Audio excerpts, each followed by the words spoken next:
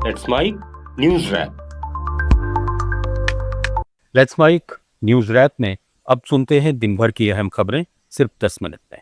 सबसे पहले सुर्खियां।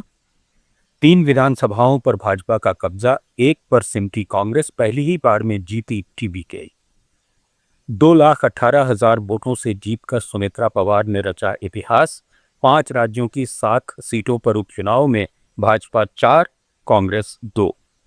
और ट्रांसजेंडर संशोधन एक्ट पर सुप्रीम कोर्ट का केंद्र राज्यों को नोटिस, 6 हफ्ते में मांगा जवाब। अब खबरें विस्तार से।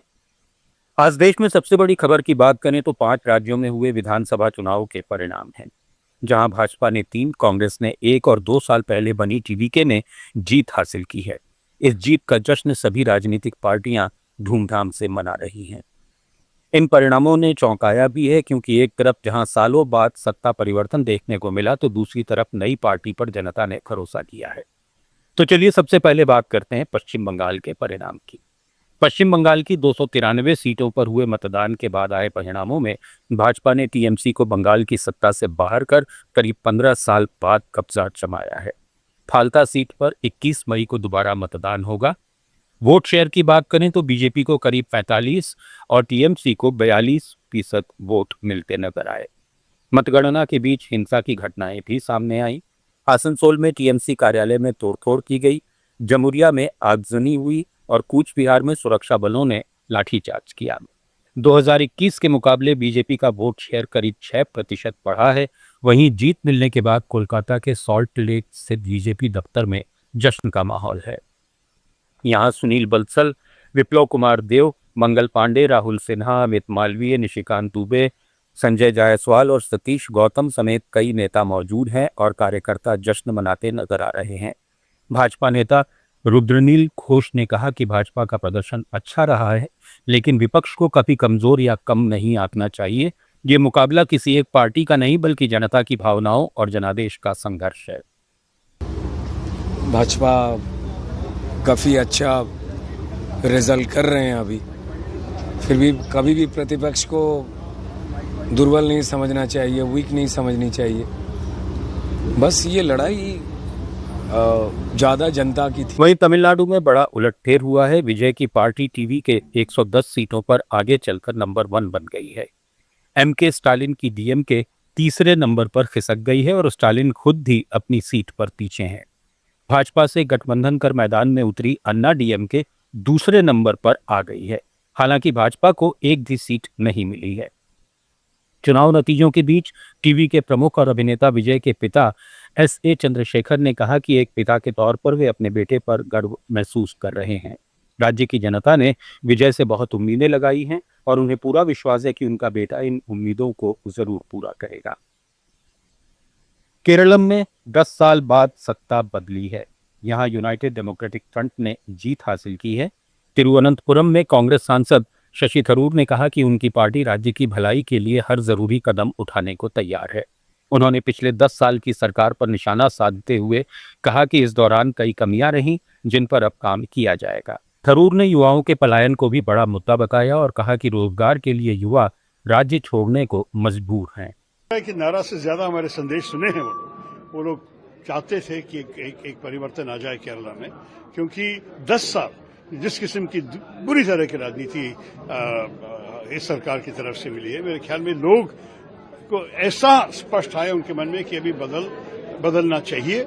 और जब कांग्रेस आए, यूडीएफ का संदेश इतना अच्छा था कि हम इस देश की भलाई के लिए, इस प्रदेश के भलाई के लिए हम सारे जो कुछ जरूरी हम करने के लिए तैयार हैं और हम ईमानदारी से जनता के साथ संपर्क करते हुए हम काम करेंगे। मेरे ख्याल में इस संदेश वो लोग स्वीकार करने के लिए तैयार हैं। कांग्रेस महासचिव प्रियंका गांधी वाड्रा ने इस जीत पर राज्य की जनता को धन्यवाद देते हुए कहा कि आपका विश्वास यूडीएफ के लिए मार्गदर्शक शक्ति होगा और हम ईमानदारी और विनम्रता के साथ बेहतर केरल बनाने के लिए कड़ी मेहनत करेंगे। उन्होंने वायनाड में यूडीएफ की सभी 7 सीटों पर भारी जीत का भी जिक्र किया। कांग्रेस ने इसे लोकतंत्र की जीत बताया है। पार्टी अब केरल में नई सरकार के गठन की तैयारी में जुट गई है। असम की बात करें तो यहाँ बीजेपी ने हैट्रिक लगाई है। कांग्रेस को बड़ा झटका लगा है। उसके नेता गौरव गोगोई जोरहाट से चुनाव हार गए हैं। इतनेनाथ गोस्वामी ने उन्हें 23,000 वोटों से हराया। वहीं केंद्र शासित प्रदेश पुडुचेरी में बीजेपी के नेतृत्व वाला एनडीए गठबंधन फिर से सत्ता में लौटा है। अब बात देश के 5 राज्यों की 7 विधानसभा सीटों पर हुए उपचुनाव के नतीजों की। इस बार सबसे बड़ी चर्चा महाराष्ट्र के बारामती से आई ऐतिहासिक जीत की है।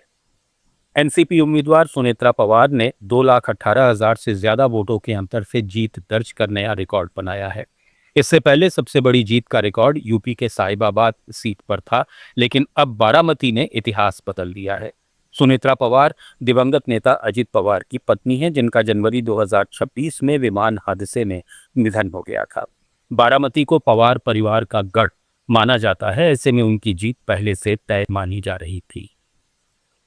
महाराष्ट्र की उप मुख्यमंत्री सुनेत्रा पवार ने कहा कि लोगों ने दादा यानी अजित पवार के प्रति अपना विश्वास, प्यार और संवेदना वोट के जरिए जताई है। ये जीत सिर्फ एक चुनावी नतीजा नहीं बल्कि लोगों के भरोसे की जीत है। बारामती की जो इलेक्शन हुए हैं, खास करके बारामती जो है, उन्होंने दादा के प्रति जो विश्वास है, जो उनका प्यार और दादा के प्रति संवेदना इस वोटिंग के द्वारा दी है, ऐसा मेरा मानना है। वहीं महाराष्ट्र की राहुरी सीट से बीजेपी के अक्षय काडिले ने 1,07,000 से ज्यादा वोटों से जीत हासिल की है। बीजेपी ने गुजरात, नागालैंड, त्रिपुरा की एक सीट पर कब्जा जमाया है, जबकि कर्नाटक के बागलकोट में कांग्रेस ने जीत दर्ज की है और दावणगेरे साउथ में भी बढ़त बनाए हुए है। बता दें कि सभी सीटें पूर्व विधायकों के निधन के कारण खाली हुई थीं और अलग अलग चरणों में अप्रैल में वोटिंग कराई गई थी। सुप्रीम कोर्ट में ट्रांसजेंडर अधिकारों से जुड़े 2026 के संशोधन कानून को चुनौती देने वाली याचिकाओं पर सुनवाई हुई। सुप्रीम कोर्ट ने केंद्र और सभी राज्यों को नोटिस जारी कर 6 हफ्ते में जवाब मांगा है। सुनवाई के दौरान वरिष्ठ वकील अभिषेक मनु सिंघवी ने कहा कि नया संशोधन 2014 के NALSA बनाम यूनियन ऑफ इंडिया फैसले के खिलाफ है, क्योंकि ये ट्रांसजेंडर व्यक्तियों से अपनी पहचान खुद तय करने का अधिकार छीनता है। चीफ जस्टिस सूर्यकांत ने इस पर सवाल उठाया कि क्या सेल्फ आइडेंटिफिकेशन का गलत इस्तेमाल हो सकता है। वहीं सरकार की ओर से कहा गया कि कानून का मकसद जबरन लिंग परिवर्तन जैसी प्रथाओं को रोकना है। नए संशोधन में अब ट्रांसजेंडर पहचान के लिए मेडिकल बोर्ड की सिफारिश जरूरी हो सकती है, जिसे याचिकाकर्ता निजता और गरिमा के अधिकार का उल्लंघन बता रहे हैं। हालांकि कोर्ट ने फिलहाल किसी अंतरिम राहत से इनकार किया है। अब इस मामले की सुनवाई 3 जजों की बेंच करेगी। यूपी के प्रयागराज में आज नॉर्थ टेक सिंपोजियम की शुरुआत हुई, जहां रक्षा मंत्री राजनाथ सिंह ने उद्घाटन किया। उन्होंने कहा कि देश को डिफेंस कॉरिडोर की तरह नॉलेज कॉरिडोर भी विकसित करना होगा। राजनाथ सिंह ने ऑपरेशन सिंदूर का जिक्र करते हुए कहा कि इस ऑपरेशन के बाद दुनिया को भारत की ताकत का एहसास हो चुका है। अब हमें केवल एक्टिव नहीं बल्कि प्रोएक्टिव रणनीति अपनानी होगी, ताकि जरूरत पड़ने पर दुश्मन को सरप्राइज दिया जा सके। ऑपरेशन सिंदूर टेक्नोलॉजिकल वॉरफेयर का उदाहरण है, जिसमें आकाश और ब्रह्मोस जैसी मिसाइल सिस्टम का इस्तेमाल हुआ। उन्होंने चेतावनी दी कि डिफेंस सेक्टर में किसी भी तरह की देरी घातक साबित हो सकती है, इसलिए हमें भविष्य की चुनौतियों के लिए अभी से तैयार रहना होगा। बिहार के भागलपुर में गंगा नदी पर बने विक्रमशिला सेतु का एक हिस्सा एक बार फिर अचानक ढह गया। करीब 34 मीटर लंबा यह हिस्सा नदी में जा गिरा। राहत की बात यह रही कि प्रशासन ने पहले ही पुल पर ट्रैफिक रोक दिया था, जिससे एक बड़ा हादसा टल गया और किसी तरह की जनहानि नहीं हुई। हालांकि इस घटना का असर काफी बड़ा है। सीमांचल समेत करीब 16 जिलों की कनेक्टिविटी प्रभावित हुई है और रोजाना आने जाने वाले करीब 1 लाख लोगों को दिक्कतों का सामना करना पड़ रहा है। सबसे चौंकाने वाली बात यह है कि पिछले 10 साल में इस पुल की 3 बार मरम्मत हो चुकी है और हाल में मार्च 2026 में भी रिपेयर वर्क किया गया था। लापरवाही के आरोप में पथ निर्माण विभाग ने एग्जीक्यूटिव इंजीनियर को सस्पेंड कर दिया है। देश के 5 राज्यों में विधानसभा चुनाव नतीजों के बीच आज 4 मई को शेयर बाजार में मजबूती देखने को मिली। सेंसेक्स 355 अंकों की बढ़त के साथ 77,269 के स्तर पर बंद हुआ, जबकि निफ्टी 121 अंक चढ़कर 24,119 पर बंद हुआ। कारोबार के दौरान रियल्टी, मेटल, फार्मा और ऑटो सेक्टर में सबसे ज्यादा खरीदारी देखने को मिली। वहीं आईटी और सरकारी बैंक और मीडिया शेयरों में बिकवाली का दबाव रहा। बाजार में बड़े शेयर में भी आप सुन रहे थे let's smile. More than radio. Follow कीजिए हमें हमारे सोशल मीडिया प्लेटफॉर्म्स पर।